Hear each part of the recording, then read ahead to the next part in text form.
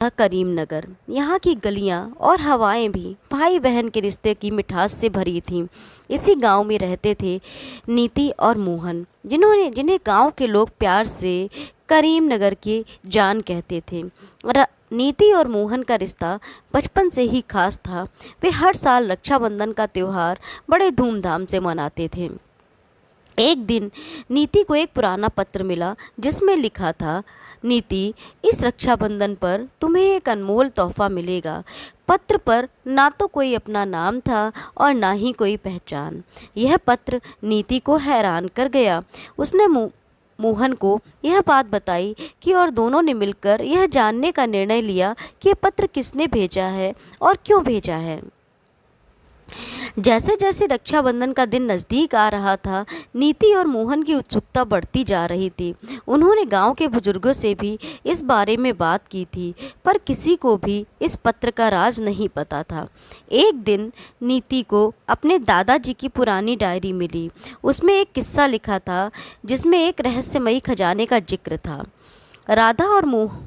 नीति और मोहन ने तय किया कि वे इस खजाने की खोज करेंगे।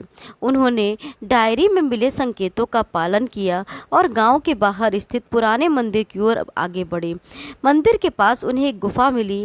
गुफा के अंदर जाते ही उन्हें एक ताले से बंद दरवाज़ा मिला। डायरी में लिखा था कि ताले खोलने के लिए भाई बहन को मिलकर एक मंत्र बोलना होगा।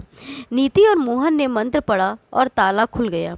दरवाज़ा खुलते ही उन्हें एक चमकता हुआ बक्सा दिखाई दिया। बक्से के अंदर एक सुंदर राखी और एक पत्र था। पत्र में लिखा था, यह राखी देवताओं द्वारा बनाई गई है और इसे बांधने से भाई बहन का रिश्ता अटूट हो जाएगा।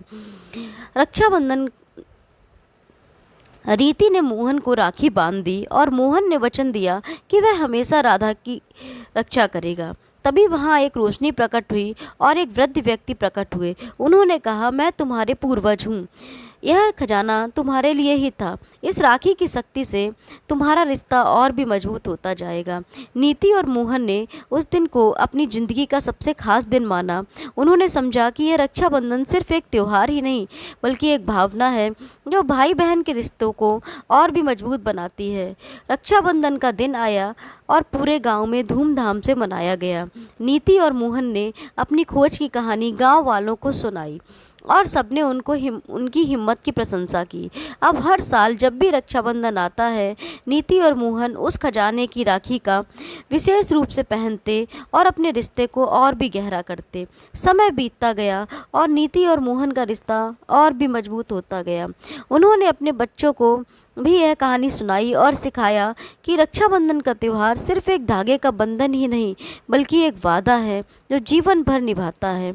इस तरह करीमनगर की गलियों में नीति और मोहन की कहानी एक मिसाल बन गई। हर भाई और बहन ने उनसे प्रेरणा ली और अपने रिश्ते को और मजबूत बनाने का संकल्प लिया।